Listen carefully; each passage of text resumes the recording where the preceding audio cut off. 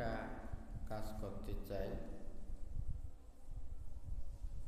সৎ উপদেশ বাণী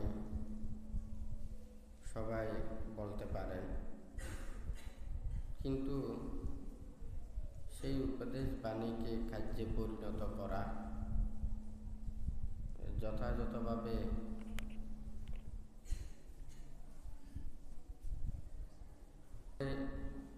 করাটা হচ্ছে যে আমাদের বস্তুত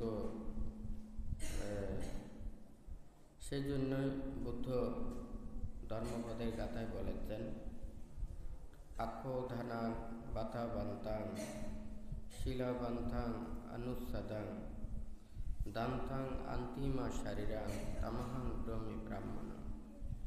যিনি ক্রোধহীন, ভরতপ্রায়ণ, শীলবান, সংযত ও অন্তিম দেহধারী, তাহাকে ব্রাহ্মণ বলি। এখানে বুদ্ধ যে ব্রাহ্মণ, এখানে মুক্ত পুরুষের কথাটাই বলেছেন। যারা ক্রোধহীন, ভরতপ্রায়ণ, শীলবান, তৃষ্ণামুক্ত, সংযত এবং অন্তিম দেহধারীর কথাটা বলেছেন। তো এখানে এই প্রসঙ্গ নিয়ে বানতে এখানে বলছেন। আসলে আপনারা প্রত্যেকে এখানে এসেছেন এই ধর্মস্থানে এসে শীল গ্রহণ করা, ধর্ম উপদেশ শ্রবণ করা, মনের মধ্যে সচেতনা জাগ্রত করা, যা কিছু পাপ আছে সেগুলোকে দূরীভূত করা। অন্তত যতক্ষণ পর্যন্ত ধর্মকে নিয়ে চিন্তা করেন, ভাবেন, ততক্ষণ পর্যন্ত নিজের মন থেকে যাতে পাপ দূরে থাকে, সেই জন্যই ধর্ম শ্রবণ এবং আচরণ করা। আজকে ভান্তে যে কথাটা বলতে চাচ্ছেন, আসলে এখন সবাই উপদেশ কম বেশি জানে, কিন্তু আচরণ করা, অনুশীলন করা আমাদের খুবই কঠিন, এবং কঠিন কাজ হচ্ছে আচরণ করা। ধর্ম এটা বিশ্বাসের জায়গায়ই এটা সৃষ্টি হয়।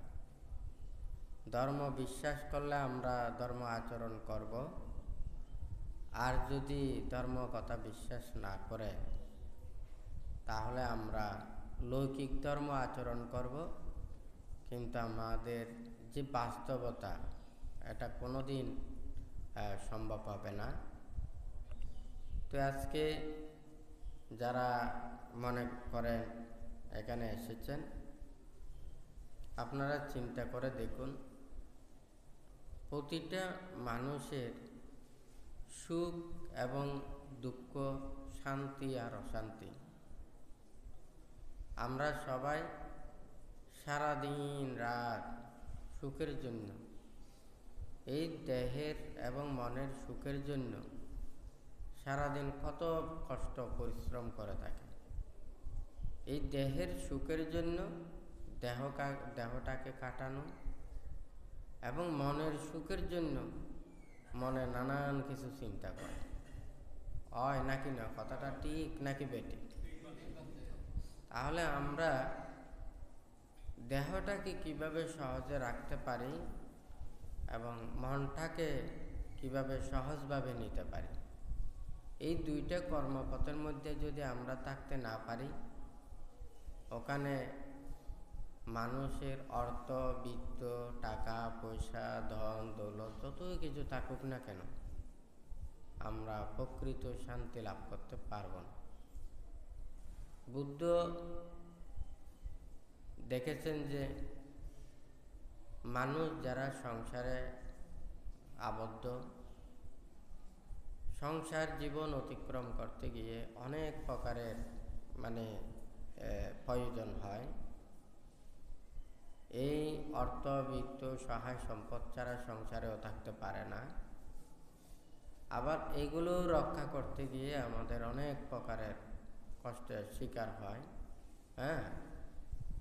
তো একমাত্র সংসার ত্যাগ ছাড়া, ভোগ ত্যাগ ছাড়া, ত্যাগের কর্মপথে যাওয়া ছাড়া প্রকৃত সুখ শান্তি লাভ করা সম্ভব নয়। তাহলে আমরা কিভাবে থাকতে পারি? যেমন মনে করুন, এখানে এটা বুদ্ধের চিন্তা, এটা কোনো রাষ্ট্রের চিন্তা নয়, সাধারণ মানুষের চিন্তা নয়। যেমন মনে করুন, আপনারা যদি হাত দিয়ে যদি অবৈধ জিনিস যদি না ধরেন, আপনারা কোনোদিন চুরি অন্যায় অপরাধ করতে পারবেন না। কথাটা ঠিক নাকি বেঠিক? হ্যাঁ, যেটা অবৈধ,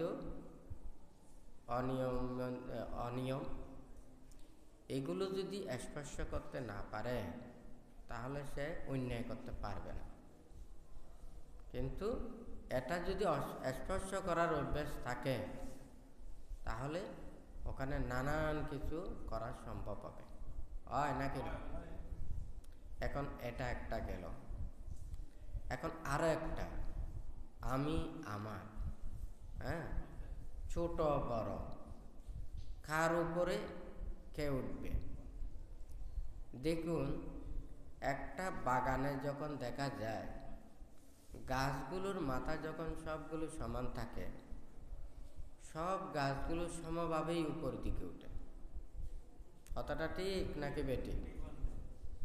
আর যদি একটা গাছ যদি খুব বড় হয়, সে গাছের নিচে কিন্তু অন্য কোনো গাছ এটা গাছের উপরে উঠতে পারে না, হয় নাকি না? তাহলে ওখানে বড় গাছটা শুধু বড় হতে থাকে, ছোট গাছগুলো কিন্তু নিচেই ওখানে নিচে থেকে বড় হতে পারে না। তাহলে এই যে একটা মানে সাদৃশ্য, হ্যাঁ, তাহলে সমতা থেকে অনেক কিছু ওখানে উপরের দিক উঠে যায়। বুদ্ধ প্রথমে দেখেছে যে সংসার ত্যাগ, কারণ সংসারে ছোট বড় আছে, হয় নাকি না? আপনাদের গুণাগুণ আছে, আপনার বড় ছোট আছে, আছে নাকি নেই? কারণ প্রত্যেকের যোগ্যতাকে মূল্যায়ন করা, প্রত্যেকের জ্ঞানকে মূল্যায়ন করা, ছোট বড়টাকে এটা পার্থক্য করে দেখা, কারণ প্রত্যেকে একই গুণের অধিকারী নয়, হয় নাকি না? তাহলে এই সংসারের মধ্যে লোভ, দেশ, মোহ, হিংসা, বিদ্বেষ, মায়া, মমতা, স্নেহ, আদর, যত্ন, আবার এই মায়া, মমতা, আদর, স্নেহ যেমন একদিকে ভালো, আবার ক্ষতিরও কারণ হয় নাকি না? আপনারা যখন নিজেদের ছেলে মেয়ে আপনজনকে খুব ভালোবাসেন, আবার তাদেরকে কেউ যদি আঘাত করে তার প্রতি আপনারা বিদ্রুপ হয়ে যান, রাগান্বিত হয়ে যান, হয় নাকি না? কারণ সবসময় মনে রাখবেন, খালের এক কুল ভাঙবে আরেক কুল কিন্তু ভরবে, খালের পানি বরাবর থাকে, হয় নাকি না? তাহলে ঠিক তদ্রূপ মায়া, মমতা, স্নেহ, আদর, যত্ন যেমন একটা ভালো, আবার আরেক দিকে কিন্তু ক্ষতির কারণও হয়। তা আমরা তো ভালো কিছু চাই, খারাপটা চাই না।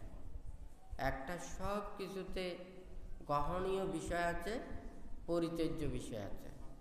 আমরা ভালোটাকে গ্রহণ করব, খারাপটাকে পরিত্যাগ করব। একটা যে কোনো জিনিস যদি খেতেও যায়, দেখা যায় যে ওখানে কিছু ফেলে দেওয়ার জিনিস আর কিছু গ্রহণ করার বা খাওয়ার জিনিস, হয় নাকি না? তাহলে খাওয়ারটাকে গ্রহণ করে আমাদের পরিত্যাগের বিষয়টাকে পরিত্যাগ করতে হবে। এখানে বুদ্ধির এই চিন্তায় চেতনা, মন, মানসিকতা, এটা সাধারণ যারা মানুষজন আছে তাহাদের কিন্তু খুব এটা রক্ষা করা খুব কঠিন ব্যাপার। যখন ওখানে সমভাবে নিয়ম, নীতি, বন্টন সব কিছু যখন হয়, তখন কিন্তু এই পার্থক্যগুলো থাকে না। কিন্তু যখন ছোট বড় এগুলোকে দিয়ে করা হয়, তখন এই পার্থক্যটা সৃষ্টি হয়। যেমন আমাদেরকে বুদ্ধির নীতি শিক্ষা এটা সবাইকে জানতে হবে। বানতে চিন্তা করেছে যে শুধু আমি ধর্ম উপদেশ উপদেশ দিলাম, আপনারা শিল পালন করুন, ধর্মগত চলুন, এই কথাটা কে বলতে পারে না? সবাই বলতে পারে, হয় নাকি না? ভালো মানুষের সাথে খারাপ মানুষও সৎ উপদেশ অনেক দিতে পারে, হ্যাঁ, সুন্দর সুন্দর করে বলতে পারে, হয় নাকি না? লেখাপড়া শিক্ষায় অনেক উন্নত হলে তাদের বাচন ভঙ্গি, তারপরে শব্দ বিন্যাস অনেক সুন্দর, হয় নাকি না? কিন্তু তাহাদের মন যদি শুদ্ধ না হয়, তারা এই সুন্দর কথা দিয়েও মানুষের মনের ভিতরে আঘাত দিতে পারে, পারে নাকি পারে না? সেই জন্য অনেক সময় আমাদের শিক্ষার ক্ষেত্রেও কথা আছে, মানে মানুষের সে অস্ত্রের চাইতেও কলমের কিন্তু অনেক বেশি, মানে কি করে, ক্ষতিও করতে পারে আবার ভালোও করতে পারে, হয় নাকি না? কারণ একটা যে কোনো একটা যন্ত্রপাতি দিয়ে মানুষের গায়ে আঘাত দিতে পারে, কিন্তু আপনাকে যদি ভুল বোঝানো হয় তাহলে আপনার মনটাকে ধ্বংস করে দিতে পারে। কথাটা ঠিক নাকি বেঠিক? আপনাকে যদি সঠিক একটা নির্দেশনা না দিই, সঠিক একটা শিক্ষাটা যদি আপনার ভিতরে যদি না পৌঁছায়, তাহলে আপনি কি মনটা নষ্ট হয়ে যাবে। মনটা নষ্ট হয়ে যাওয়া মানে সুন্দর একটা জীবনটা ধ্বংস হয়ে যাওয়া, হয় নাকি না? কিন্তু একটা গায়ে আঘাত দেওয়া, ওর হাত চিহ্ন হতে পারে, পা চিহ্ন হতে পারে, ওর গায়ে ব্যথা বেদনা এটা অনুভব করতে পারে, এমনকি তার মৃত্যুও হতে পারে। কিন্তু একটা মনে আঘাত দেওয়া, মনটাকে ধ্বংস করে দেওয়া, সৎ মানসিকতাকে ধ্বংস করে দেওয়া, এটা কিন্তু এক নয়। হ্যাঁ, কথাটা ঠিক নাকি বেঠিক? তাহলে এখানে ভান্তে লিখেছেন মানে উপদেশ সহ নীতির কথা অনেকেই বলতে পারে, কিন্তু গঠনমূলক সুব্যবস্থা করা, কল্যাণমুখী সৎকর্ম করা বা নিজেকে সুসংযত করে রাখা, এই তিনটা কাজ কিন্তু কঠিন, হয় নাকি না? তাহলে বুদ্ধির চিন্তার চেতনা, এটা মানুষদেরকে কিভাবে আমরা মানে এটা শান্তি এবং সুখের পথে, নির্বাণ এবং মুক্তির কর্মপথে আনতে পারি। হ্যাঁ, কিন্তু সবাই তো সংসার ত্যাগ করতে পারবে না। তাহলে সংসারের মধ্যে থেকে ওনারা কি কাজ করবেন? ওনাদেরকে পঞ্চশীল দিয়েছেন, অষ্টশীল দিয়েছেন, হয় নাকি না? আপনাদেরকে দিনে রাতে ওখানে বসাইয়ে ধ্যান ভাবনা করার জন্য দায়ক দায়িকা উপাসক উপাসিকাদেরকে সম্ভব নয়। যদিও ওখানে যদি আপনারা করেন, হয়তো যারা বিদ্যা কোনো কাজ নেই বা বয়স হয়ে গেছে, ওনাদের ছেলে মেয়েরা পরিবেশ ওগুলো সৃষ্টি করে দিয়ে হয়তো অনেকে বসতে পারে, হয় নাকি না? কিন্তু বৃদ্ধ বয়সী শরীরটাকে দেখবে নাকি মনটাকে দেখবে? হ্যাঁ, এতটুকু ত্যাগ করতে পারবে না। সারা জীবন যা কিছু করছে এগুলো সব চোখ বন্ধ করলে সব বেশি উঠবে, উঠবে নাকি উঠবে না? খানিকক্ষণ ছেলের কথা, নাতির কথা, পুতির কথা, মেয়ের কথা, হয় নাকি না? আরো সারাক্ষণ আত্মীয় স্বজন কতজন, এইগুলো সারাদিন আছে। তো যাই হোক, আর বেশি কিছু বলার নেই, হয় নাকি না? তো এই অন্তত পঞ্চশীল অষ্টশীল প্রতিপালন করে যতটুকু ধর্ম চিন্তা করে থাকাটা, যতদিন পর্যন্ত নির্বাণ সাক্ষাৎ করতে না পারে ততদিন পর্যন্ত এই ত্যাগের কথাটা ভাবতে বুদ্ধ বলেছেন, হয় নাকি না? আর যদি সম্ভব হয় তাহলে তাহারা সংসার ত্যাগ করে, জাগতিক সমস্ত কিছু পরিত্যাগ করে ওনারা সব সময় নিজের এই দেহ এবং মনটাকে সুসংযতভাবে রেখে ত্যাগ অনুশীলন করা। হ্যাঁ, তাহলে এই জিনিসে যখন আসতে যাবে, এখন মানুষদেরকে ওখানে কি করতে হবে এখন বলি। যেমন মনে করেন একটা বিরাট একটা জঙ্গল, বড় বাগান, কিন্তু এই বাগানের গাছগুলো সব বড় বড় কেটে কেটে ওখানে গাড়িতে তুললে হবে না। এগুলোকে কি করতে হবে? এগুলো কেটে কেটে পিস পিস করতে হবে, সাজাতে হবে, সেটা উপযোগী করে তুলতে হবে। কথাটা সত্য না মিথ্যা? বড়গুলোকে বড় রদ্দা, ছোটগুলোকে এইভাবে ওগুলো আস্তে আস্তে কেটে কি করতে হবে? সাজাতে হবে, হয় নাকি না? এরপরে এগুলো নেওয়ার জন্য একটা রাস্তা লাগবে, এগুলো সুব্যবস্থা লাগবে, তারপরে ওই জঙ্গলের ওগুলো সবগুলোকে কাজেও লাগানো যাবে, সুশৃঙ্খলভাবে এগুলোকে একটা মানে ঠিক করা যাবে, হয় নাকি না? বুদ্ধও কিন্তু এইভাবে দিয়েছে। আপনারা হচ্ছেন জঙ্গলের মধ্যে, হ্যাঁ, জঙ্গলের গাছের মতো, হ্যাঁ, এইগুলোকে জঙ্গলের গাছগুলোকে কাটতে হবে, একটা লাইনে আনতে হবে, হয় নাকি না? পঞ্চশীল, অষ্টশীল, হ্যাঁ, দায়ক দায়িকা উপাসক উপাসিকা হলে পঞ্চশীল, অষ্টশীল এবং ধর্মপথে চলা, এটা হচ্ছে লাইনে আনা, ঠিক আছে নাকি নেই?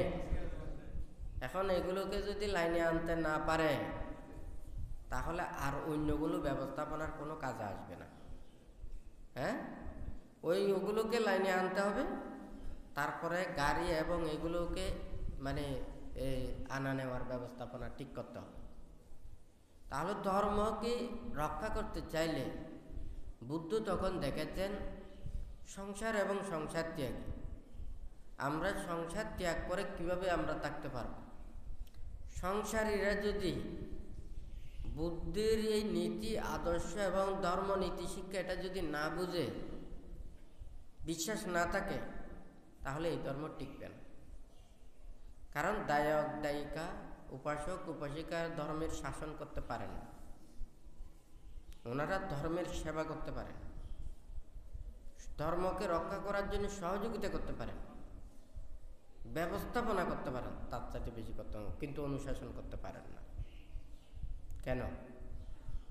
কারণ ওনারা ধর্মের জন্য ব্যবস্থাপনা করতে পারবেন, নির্দেশনা দিতে পারবেন না। কেন? রাজার ছেলে পুত্র, রাজপুত্র কিন্তু রাজা হতে পারে, সে ছোট হলেও কিন্তু রাজপুত্র, হ্যাঁ, কিন্তু আরেকজন যদি সে মন্ত্রী অথবা অন্য কোনো যদি দক্ষতা সম্পন্ন হয়, উনি কিন্তু রাজপথ নিতে পারবেন না, হ্যাঁ। ধর্মের অনুশাসনও কিন্তু এটা ধর্মই অনুশাসন করবে। তাহলে যদি ওখানে যদি কোনো দায়ক উপাসক উপাসিকারা যদি ওখানে নেতৃত্ব এবং কর্তৃত্ব এবং আদেশ নির্দেশ এগুলো দেয়, তাহলে তো এটা তো দায়কের ক্ষেত্রেও দায়ক হতে পারে না। এইভাবে ধর্ম কোনোদিন রক্ষা করতে পারে না। আপনারা আসবেন, মনে করেন এখানে পঞ্চশীল নিয়েছেন, হয় নাকি না? প্রথমে আপনারা শপথ নিয়েছেন, বুদ্ধাং শরণং গচ্ছামি, ধাম্মাং শরণং গচ্ছামি, সাঙ্গাং শরণং গচ্ছামি। কথাটা ঠিক নাকি বেঠিক? শুধু প্রত্যেক দিন নেন, বছরে কয়বার নেন ঠিক নেই। বুদ্ধ ধর্ম সঙ্গের শরণ নেওয়া, হ্যাঁ, আমার মনের ভিতরে বুদ্ধ নেই, মনের ভিতরে ধর্ম নেই, মনের ভিতরে সঙ্গের প্রতি শ্রদ্ধাও নেই, তাহলে এই শরণাপন্ন দিয়ে কি হবে? এই শরণ দিয়ে ধর্ম রক্ষা হবে? রক্ষা করা হবে না। সেই জন্য যথাযথভাবে দায়ক দায়িকা উপাসক উপাসিকারা ধর্মের কথা ভেবে, ধর্মের নীতিতে ভেবে ওনাদেরকে চলতে হবে। আর যারা ধর্ম অনুশাসন করবেন, বুদ্ধের যে প্রবর্তিত সঙ্গ, যেমন পিতা তেমন পুত্র, পিতার ধনকে রক্ষা করার জন্য পুত্র সচেষ্ট থাকে, কারণ পিতার পরিচিতি হচ্ছে যে পুত্র, হয় নাকি না? তাহলে যে পিতার পুত্র, হয় নাকি না? তাহলে বুদ্ধ এবং বুদ্ধের শিষ্য, বুদ্ধের পরিচিতিটা হচ্ছে বুদ্ধের শিষ্য, হয় নাকি না? বুদ্ধের নীতি শিক্ষা যদি সেই শিষ্যের না থাকে, তাহলে তো বুদ্ধ পুত্র হতে পারে না, বুদ্ধের শিষ্য হতে পারে না, হয় নাকি না? পুত্র কেন? পিতার ধর্মকে রক্ষা করে, পিতার ধনকে রক্ষা করে, পিতার মান মর্যাদাকে রক্ষা করে, সেই জন্যই হচ্ছে যে পুত্র, হয় নাকি না? যখন সেই পুত্র পিতার সে শাসন অনুশাসন করবেন, তখন ধর্ম নীতি শিক্ষা এই কর্মপথে চলেই এগুলোকে অনুশাসন করতে হবে, হয় নাকি না? তখন কিন্তু এটা ধর্ম, যারা যেভাবে জ্ঞান লাভ করার সেটা জ্ঞান লাভ করবে, আর যারা পুণ্যার্থী মানুষেরা পুণ্য অর্জন করতে পারবে। আর যদি মনে করেন এই দিকেও নেই এই দিকেও নেই, এখানে ধর্মের কোনো দিকেই ওখানে ফলটা হবে না। আজকে কেন? বুদ্ধ তো এখানে বলেছেন, উপদেশ দিয়েছেন, মুক্ত পুরুষের কথাটা বলেছেন, কিন্তু এই কথাগুলো, বাণীগুলো প্রতিটা মুহূর্তে প্রতিটা ধর্ম জায়গাতেই ওখানে বলা হয়। এগুলো শুধু বলেই যাচ্ছে, কিন্তু আমরা কি হৃদয় দিয়ে এগুলো কি অনুধাবন করছি? এগুলো যদি আমাদের মনের মধ্যে যদি না লাগে, মানাঞ্চ পজানাতি ধাম্মে চ পজানাতি, ধর্ম আমরা বুঝতে পারবো যে যখন ধর্ম মনের সাথে যখন সম্পৃক্ত হবে, মন দ্বারা সে বুঝতে পারবে, উপলব্ধি করতে পারবে, তখন এই ধর্ম সার্থকতা হবে। অর্থাৎ আমাদের যদি মনে করেন অনেক অন্ধ আছে, তাদের চোখগুলো দেখা যায় কিন্তু চোখে দেখা যায় না, চোখে দেখতে পাই না। কতগুলো অন্ধ আছে না, এমনি চোখ আছে, হয় নাকি না, কিন্তু সে দৃষ্টি মানে ওখানে দৃষ্টিশক্তি নেই, হয় নাকি না। আবার কতগুলো অন্ধ আছে সে চোখও মেলতে পারে না, হয় নাকি না। তাহলে ওখানে যদি মনে করেন চোখ দিয়ে না দেখে, তাহলে এই পৃথিবীর যত কিছু ওখানে রূপ বৈচিত্র্য যাহা কিছু হোক না কেন, এগুলো তার জন্য মূল্যহীন। সবার জন্য মূল্য বটে, কিন্তু অন্ধের জন্য মূল্যহীন, হয় নাকি না। তাহলে মন না থাকলেও ধর্ম মূল্যহীন। মানাঞ্চ পজানাতি ধাম্মে চ পজানাতি, আমাদের মন যত ভালো থাকবে ধর্ম তত বেশি আমরা আয়ত্ত করতে পারবো। আর যদি এইভাবে যদি ধর্ম আচরণ করে, সময় তো আছে, আমরা তো সবাই বুদ্ধের কথা তো বিশ্বাস করেন না, হয় নাকি না, অনেকে বিশ্বাস করেন না। কর্মফল সবাই বলেন, কর্মফল বিশ্বাস করেন, জন্ম জন্মান্তর বিশ্বাস করেন, হয় নাকি না। কিন্তু যারা বিশ্বাস করেন না, যারা সবসময় ইহকাল চিন্তা করেন, তাহাদেরকে এগুলো বোঝানো সম্ভব নয়। এগুলো হচ্ছে অন্ধের মতো, হয় নাকি না। তাহলে যে নিজে নিজেকে দেখে না, সে কি করে ধর্মকে দর্শন করতে পারবে? সময়ে সব কিছু কথা বলবে। ধর্ম তো এটা আমার বানানো নয়, আমার এত টেনশন কিসে, আমার এত দুশ্চিন্তা কিসে, হয় নাকি না। যে যত বেশি ধর্ম আচরণ করবে, অনুশীলন করবে, প্রতিফলন করবে, তার বাক্য সংযম হবে, সে ধীর স্থির শান্ত হবে, সে ভদ্র হবে, হয় নাকি না। তার নীতি আদর্শ সব কিছু ভালো হবে। একজন রোগী যখন ওষুধ খায়, সেই ওষুধ যদি ভালো হয়, সে তো আস্তে আস্তে ভালো হবে, যে সে তো খারাপের দিকে যাবে না। তাহলে রোগীর অবস্থা দেখে যেমন বোঝা যায় ওষুধ ঠিক মতো পড়ছে কিনা, ঠিক তদ্রুপ মানুষেরও আচার আচরণ দেখে তো বোঝা যায় সে ধর্ম পাচ্ছে নাকি পাচ্ছে না, সে ধর্ম আচরণ হচ্ছে নাকি হচ্ছে না, ধর্ম উপলব্ধি কার কতটুকু হচ্ছে, হয় নাকি না। কিন্তু আমরা তো সেগুলো চিন্তা করি না। সব কিছুর মতো যদি ধর্মও যদি ব্যবসা বাণিজ্যের মতো হয়ে যায়, তাহলে এই ধর্ম দিয়ে কোনোদিন জ্ঞান হবে না, প্রজ্ঞা হবে না, মুক্তি হবে না, মানুষের মধ্যে সুখ শান্তি আনয়ন করতে পারবে না। ধর্ম এটা হচ্ছে যে মানসিক বিষয়, কায়ের বিষয়। মানুষ যেমন রাজা মহারাজা যারা রাষ্ট্র পরিচালনা করেন, ওনারা মানুষদেরকে সুশৃঙ্খল নীতিতে চলার জন্য ওনারা নীতি নির্ধারণ দেন। মনের ভিতরে কার কতটুকু লোভ, দেশ, মোহ, হিংসা, বিদ্বেষ এগুলো আছে, এগুলোর পরীক্ষা কিন্তু তারা করেন না। এগুলো দিয়ে কারো বিচার করে না, হয় নাকি না। ওনারা বাহ্যিক দিয়ে বিচার করা হয়, কিন্তু ধর্ম বিচার করে মনের দিক দিয়ে এবং দেহটাকে পরিশুদ্ধ করে রাখার জন্য। আপনি অন্যায় করবেন না, মনের ভিতরেও পাপ রাখবেন না, হয় নাকি না। জেলখানায় একজন অপরাধীকে বন্দি করে রাখে, হয় নাকি না, কিন্তু তার মন কিন্তু বন্দি নয়, দেহটা বন্দি, হয় নাকি না। কিন্তু ধর্ম আচরণের মাধ্যমে নিজে এবং নিজের মনটাকে বন্দি করে রাখে। কথাটা সত্য না মিথ্যা? আপনি যখন ধর্মকে বিশ্বাস করেন, আপনি যখন নীতিতে চলেন, আপনি যখন নিজে সৎ পথে চলার জন্য চিন্তা করেন, ও এটা আমার অন্যায়, এটা একটা অধর্ম, এটা আমার পাপ, এটা আমি করতে পারবো না, কথাটা সত্য না মিথ্যা? তাহলে নিজেই নিজেকে, দেহটাকে ভালো পথে রাখার জন্য, মনটাকে সুন্দর করে রাখার জন্য ধর্ম সব সময় তাহাকে কাজ করে। তাহলে কায় এবং মনের ভিতরের পাপগুলোকে দূরীভূত করার জন্য ধর্ম কাজ করে, হয় নাকি না? তাহলে এইটা রাষ্ট্র যেমন মানুষের জন্য, ধর্মও মানুষের জন্য, মানুষের প্রয়োজনের জন্যই ধর্ম সৃষ্টি হয়েছে।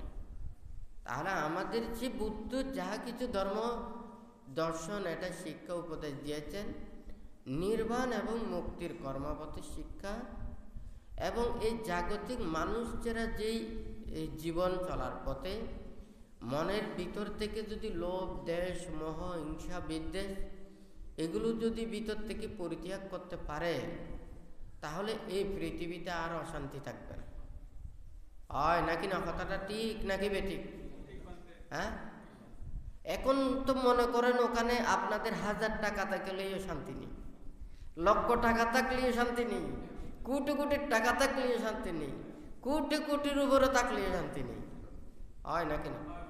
কিন্তু মনটা ঠিক থাকলে, নিজেরা ঠিক থাকলে, বুদ্ধ বলেছেন যে কি, আমি রাজা হয়ে যতটুকু আমি শান্তিতে ছিলাম না, আমি এই অষ্ট পরিষ্কার নিয়ে এই ত্যাগময় জীবনে আমি সবচাইতে বেশি শান্তিতে থাকছি, হয় নাকি না?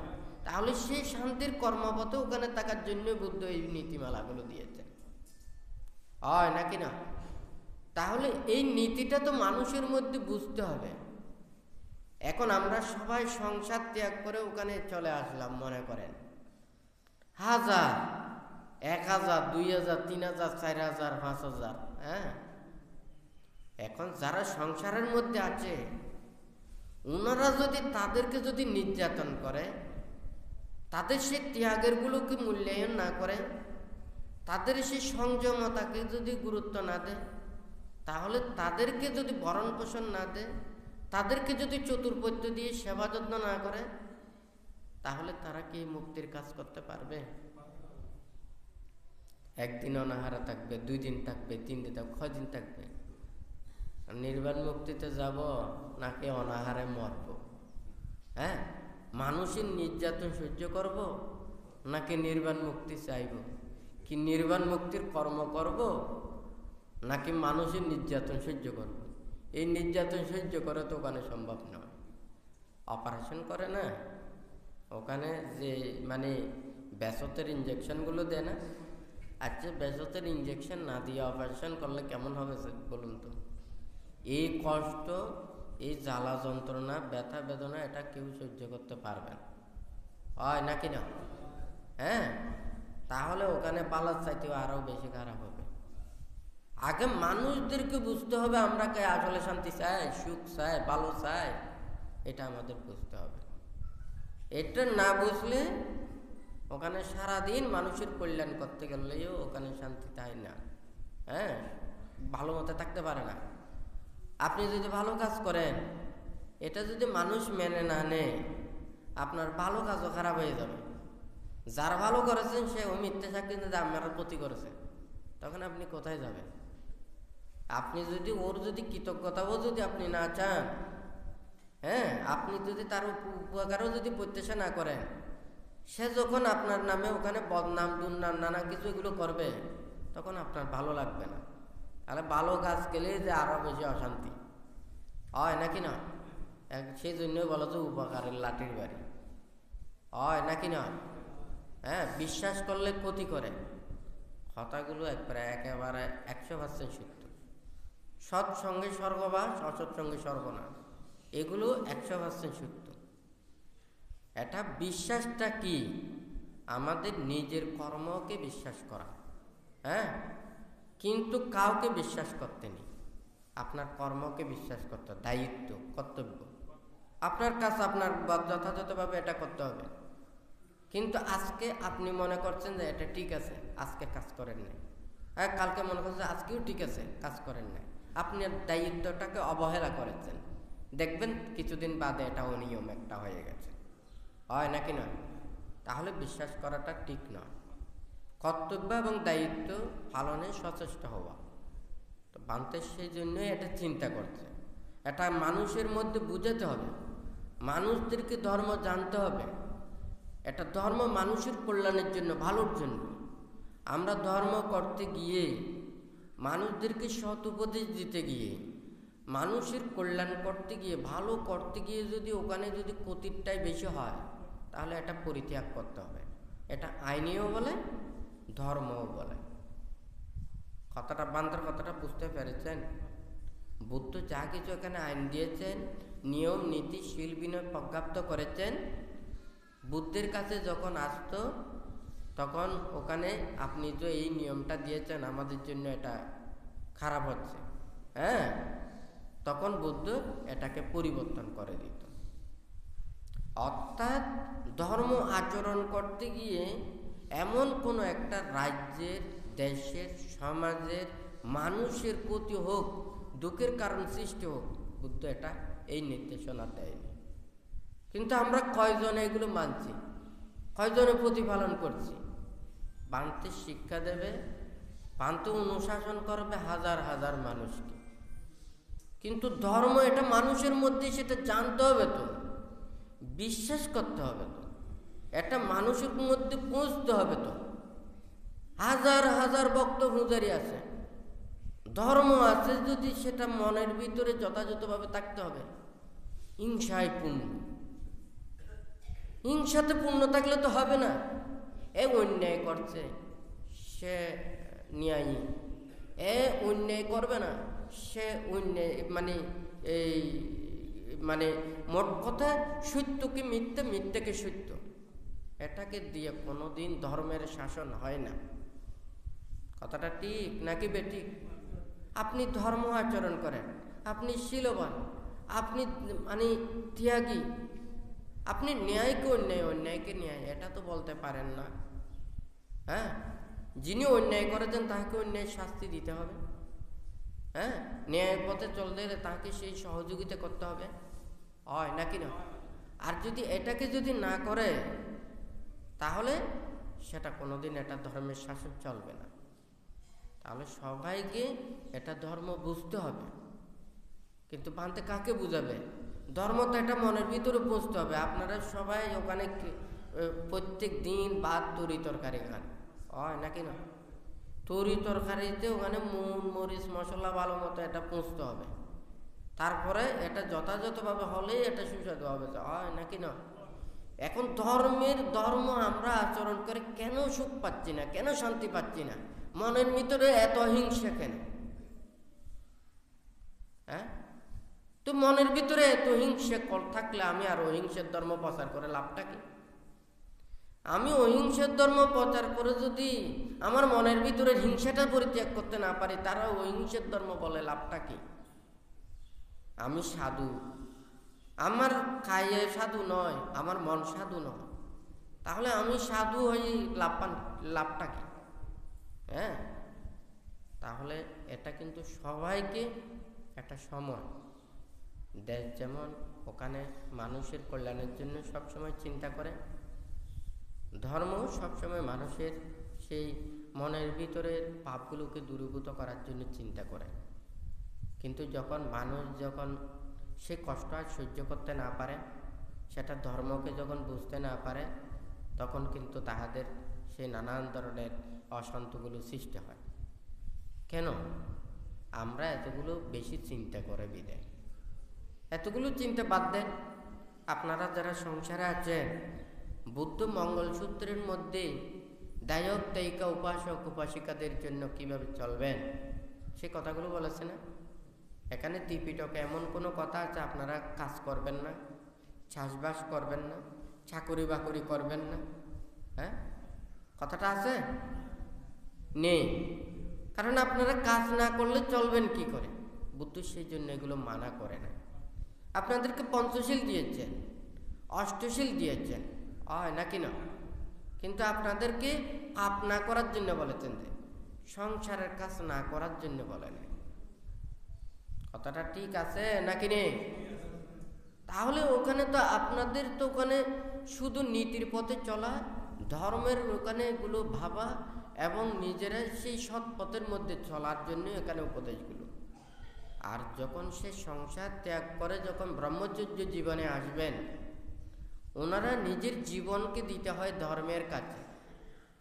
নিজেরা ধর্মপথে চলা, ধর্মের প্রচার করা, ধর্ম অনুরাগী এবং ধর্মপ্রাণ মানুষদেরকে ধর্মের মধ্যে ধাবিত করা। হ্যাঁ, মানুষের মনের ভিতরে ধর্ম পৌঁছানো তাদের কাজ। নিজে ধর্ম উপলব্ধি করা, ওদেরকে ধর্মের ওগুলো প্রচার করা এবং সবসময় ধর্মের শ্রীবৃদ্ধি সাধনের ধর্মের কাছেই উনি আত্মসমর্পণ হয় নাকি না? তাহলে এই দুইটা দিক যদি থাকে তাহলে তো ধর্ম কোনোদিন ওখানে বিফলে যায় না, এটা তো দিন দিন উপরের দিকে আসবে। আর যদি এগুলো যদি না থাকে, আপনারাও মিথ্যে বলবেন, সবাই মিথ্যে বলবেন, তাহলে এখানে টিকবে না, হিংসি বেড়ে যাবে। হ্যাঁ, এত মিথ্যে কেন? সবাই ধর্মপথে চলে, এত মিথ্যে কেন? মিথ্যেগুলো তো এগুলো তো মিথ্যে বড় ভাব। হ্যাঁ, মিথ্যে বলা মহাভাব। হ্যাঁ, এটা শুধু বুদ্ধির দিক দিয়ে না, সব জায়গায় আইনের দিক দিয়ে, নীতির দিক দিয়ে। আর এখন মিথ্যেটা হচ্ছে যে একেবারে মানে মানুষের খুব আনন্দের বিষয়, যে যত বেশি মিথ্যে বলতে পারে, বানাইয়া বলতে পারে, হয় নাকি না? যে যেদিকে যায় সেদিকে যে যত বেশি মিথ্যে কথা বলতে পারবে সে তত বেশি চালাক, সে তত বেশি জ্ঞানী, সে তত বেশি মানে ওখানে মানে পণ্ডিত, হয় নাকি না? এই মুখটা অনেক বড় জিনিস। কিন্তু এই মিথ্যাটা বুদ্ধ বলেছেন যে কি, আমাদেরকে বলেছেন যে কি, মুখটা প্রয়োজনে বন্ধ করে রাখা। হ্যাঁ, দিনে রাতের মধ্যে সুনির্দিষ্ট কর্ম ছাড়া ধ্যানের মধ্যে থেকে নীরবে ওখানে মুখ বন্ধ করে রাখা বুদ্ধ কেন দিয়েছেন? তখন এই হাজার হাজার ভিক্ষু শ্রামণ সবাই ওখানে ধ্যান ভাবনা করতেন, নিজেকে সংযত রাখতেন। অনেকে মনে করেন সংসার ত্যাগ করে যখন আমরা ওখানে আসি, আমাদের মনে এখন কোনো কাজকর্ম নেই, হাত না লাড়লে, পা না লাড়লে, কোনো কিছু না লেখলে, কোনো কিছু না পড়লে, কোনো কাজে না থাকলে মনে হয় আমার কোনো কাজ হচ্ছে না। এটা সবাই মনে করে না? কিন্তু এই ধারণাটা ভুল। ওর যতগুলো কাজ ওখানে আছে, ভিতরে মনের ভিতরে প্রতিটা মুহূর্তে একটার পর একটা উৎপন্ন হচ্ছে। এগুলোকে সব সময় এগুলোকে কন্ট্রোল করা এবং নিজেকে যেই শীল আয়ত্ত করতে পারে নাই, যে সমাধি আয়ত্ত করতে পারে নাই, যে প্রজ্ঞা আয়ত্ত করতে পারে নাই, এগুলোকে পরিপূর্ণতা সাধন করতে হবে, হয় নাকি না? এখন পঞ্চশীল, অষ্টশীল, 10 শীল, 227 শীল, দ্যুতাঙ্গ শীল, শুধু শীল নয়, এইগুলো আচরণ করে সেই সমস্ত পাপগুলোকে দূরীভূত করতে হবে। অবিদ্যা, তৃষ্ণা, সংযোজন, ক্লেশ, এগুলোকে ওখানে ধ্বংস করতে হবে। এখন যদি কেউ যদি মনে করে না এখন তো কোনো কাজ নেই, আমি ওখানে বই লিখলাম, আমি তো মনটা বইয়ের মধ্যে থাকলো, ধর্মের মধ্যে থাকলো, কথাটা ঠিক, কিন্তু আমার তো মনটাকে পাহারা দেওয়া হচ্ছে না, আমি আরেক দিকে কাজে ওখানে রত রাখছি। সেই জন্য বলছে যে পুরো ত্রিপিটক মুখস্থ করলেও যদি সে আচরণ যদি না করে, উপলব্ধি না করে, প্রজ্ঞা লাভ হয় না। এখন কথাটা বোঝা গেছে? তাহলে নিজেকে আয়ত্ত করা, বুদ্ধ অনুশাসন করেছেন, বুদ্ধ শিক্ষা দিয়েছেন। বুদ্ধের কাছে কি ছিল? হ্যাঁ, গাদায় গাদায় বই ছিল? হ্যাঁ, বুদ্ধ কেমন ছিলেন? নিজেকে সংযত রাখতেন এবং ত্যাগগুলোকে ভাবতেন, নির্বাণ এবং মুক্তির কথাগুলো সবসময় ভাবতেন আর ধ্যানে রত থাকতেন, হয় নাকি না? ত্যাগের মধ্যে থেকে নিজেকে সংযত ভাবে রেখে সবসময় এই ত্যাগের এবং মুক্তির কর্মপথের দিকে সবাইকে উপদেশ নির্দেশনা দিতেন। এইটাই তো ওনার শুধু কাজ, হয় নাকি না? এখন তো কাজ তো অনেক বাড়তি। কি দায়কদেরকে বিশ্বাস করা যাবে? হ্যাঁ হ্যাঁ, যদি দায়ক সদ্ধর্ম শাসনে যদি হয় ঠিক আছে, ওনাকে বিশ্বাস করা যাবে। আইনকে কি বিশ্বাস করা যাবে? মনে করেন আইন যদি না থাকে তখন কিন্তু উনি পারবেন না, তাহলে ওনাকে সাপোর্ট দেওয়ার জন্য লাগবে আইন। তাহলে ধর্মকে রক্ষা করার জন্য কিন্তু আইন লাগবে, তাহলে উপযুক্ত কিন্তু মানুষ লাগবে। তাহলে মানুষও যদি না থাকে, আইনও যদি না থাকে, ধর্মকে রক্ষা করা কঠিন। কতটা ঠিক নাকি বেঠিক? তো বানতে কিছুদিন আগেও বানতে বলেছেন।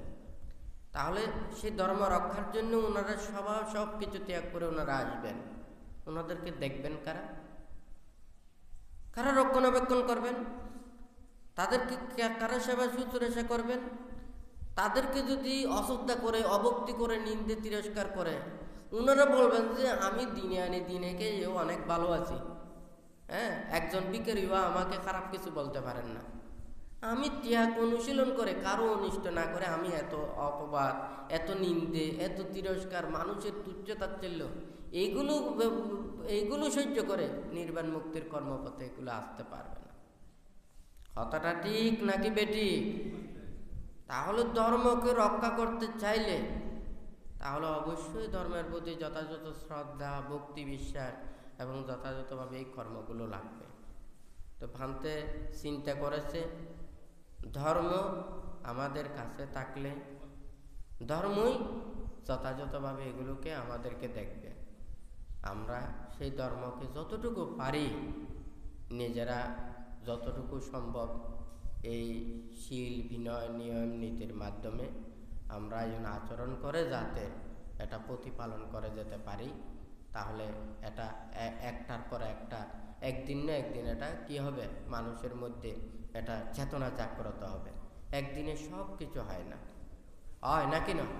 তো ভানতে চায়, যারা মুক্তি চায়, নির্বাণ চায়, মানুষেরা সৎ পথে চলতে চায়, নীতির পথে আসতে চায়, ধর্ম আমাদেরকে সবাইকে রক্ষা করবে। ধর্মের প্রতি আমাদের যদি শ্রদ্ধা থাকে, ধম্ম হাপে রাখাতি ধম্মাচারী, ধর্ম আচরণকারীকে রক্ষা করবে। তা আজকে আপনারা যারা সমবেত হয়েছেন, বুদ্ধের এই ত্যাগময় মানে যে কথাগুলো বলেছেন, এখানে মুক্ত পুরুষের কথাটা বলেছেন। তো যারা ক্রোধহীন, অর্থাৎ হিংসাহীন, রাগহীন, যারা ব্রতপরায়ণ, সবসময় সে সৎ কর্মে এবং সৎ নীতিতে সবসময় নিজেকে যে সৎ নির্বাণ এবং মুক্তির কর্মপথেরও অনেক কিছু ওখানে ব্রতগুলো দিয়েছেন, সেই ব্রতগুলোকে প্রতিপালন করা এবং শিল্পিনে রক্ষা করা, লোভ, দেশ, মোহকে ধ্বংস করা এবং নিজের সেই ইন্দ্রিয়গুলোকে সুসংযত করতে পারলে তারা মানে নির্বাণ মুক্তির কর্মপথে সে আসতে পারেন। এই কথাগুলো এখানে বলেছেন। এখানে ব্রাহ্মণ বলতে মুক্ত পুরুষের কথাটা বুদ্ধ বলেছেন। তাহলে আজকে চাই বানতে সব মানুষের মনে আস্তে আস্তে জাগ্রত হোক, দেশ এবং সমাজ, বিশ্ব, রাষ্ট্রের যা কিছু আছে সব মানুষকে যদি আমরা একটা কথা জিজ্ঞাসা করি, সবাই শান্তি চায়, সুখ চায়, কথাটা বললে সবাই বলবে আমরা শান্তি চাই, সুখ চাই। আসলে সবাই চায়, কিন্তু আমাদের সেই সুখ শান্তি শুধু চাইলে হবে না, আমাদের অভ্যাসে পরিণত করতে হবে, সৎকর্মে গঠন করতে হবে, আমাদের কায়কে সংযত করতে হবে। যেমন মনে করেন অনেকে মদ খায়, হয় নাকি না? যারা মদ খায় ওরাও জানে যে এটা মদ খেলে আমাকে কেউ ভালো পছন্দ করবেন, হ্যাঁ, ভালো বলবেন, হয় নাকি না? কিন্তু তার যে অভ্যাসটা হয়ে গেছে এর তো পরিত্যাগ করতে পারছে না, হয় নাকি না? তাহলে এই যে বদ অভ্যাস হয়ে গেলে এগুলো পরিত্যাগ করা কঠিন, হয় নাকি না? সেও কিন্তু সুখ চায়, শান্তি চায়, কিন্তু বদ অভ্যাস যে হয়ে গেছে তার জন্য সুখ শান্তিও কিন্তু বিরল হয়ে গেছে, হয় নাকি না? ঠিক তদ্রুপ মানুষ তো অভ্যাসের দাস। আমরা সুখ শান্তি চাই, সুখ এবং শান্তির কর্ম করেই আমরা সুখ প্রত্যাশা করি, তাহলে সবাই আমরা সুখ শান্তি লাভ করতে পারবো। কিন্তু আমরা অশান্তির কর্ম করে, দুঃখের কর্ম সৃষ্টি করে আমরা সুখ শান্তি প্রত্যাশা করলে কোনোদিন সুখ শান্তি পাবো না, হয় নাকি না? তাহলে বুদ্ধ এখানে উপদেশ দিয়েছেন কায়, বাক্য এবং মনের। আমরা কায়ের দ্বারা যেগুলো পাপ কর্ম করেছি বা করি, এগুলোকে বুদ্ধ পরিত্যাগ করতে বলেছেন। যে ভালো কাজ করে না, সে ভালো কাজ করার জন্য বুদ্ধ উপদেশ দিয়েছেন। আর সে যদি খারাপ কাজ নাও করে, সে যাতে ভবিষ্যতে যাতে আর না করে সেইভাবে নিজেদেরকে সচেষ্ট রাখতে বলেছেন। তাহলে এইভাবে বাক্য এবং মনের মধ্যেও যথাযথভাবে রেখে বুদ্ধ চলেছেন। অর্থাৎ খারাপগুলোকে পরিত্যাগ করো, ভালো কিছু তুমি অভ্যাস করো এবং নিজের মনটাকে সুন্দরভাবে সংযত রেখে ভবিষ্যৎ জীবন রচনা করো, হয় নাকি না? তো যাই হোক, আজকে আপনারা যারা সমবেত হয়েছেন, আপনারা প্রত্যেকেই শীল বিনয় ধর্ম আচরণ করে আপনারা যাতে এই দুর্লভ মানব জীবনকে সার্থকে রূপান্তরিত করতে পারেন এবং আপনাদের পরিবার পরিজন ঘর সংসারের সবার যাতে নিরোগ এবং দীর্ঘায়ু সুখে শান্তিতে অবস্থান করে ধর্মময় জীবন প্রতিপালন করে যতদিন পর্যন্ত নির্বাণ সাক্ষাৎ করতে না পারেন ততদিন পর্যন্ত কল্যাণ মিত্রদের সান্নিধ্যে থেকে ধর্মময় জীবন আচরণ করে সৎ মাতা পিতার সাক্ষাৎ লাভ করে আপনারা যারা প্রত্যেকে যাহাতে মুক্তি লাভ করতে পারেন সেই রূপে মনের মধ্যে প্রত্যাশার চেতনা রেখে বুদ্ধ ধর্ম সংঘের কাছে আশীর্বাদ প্রার্থনা করে 3 বার সাধুবাদ প্রদান করুন।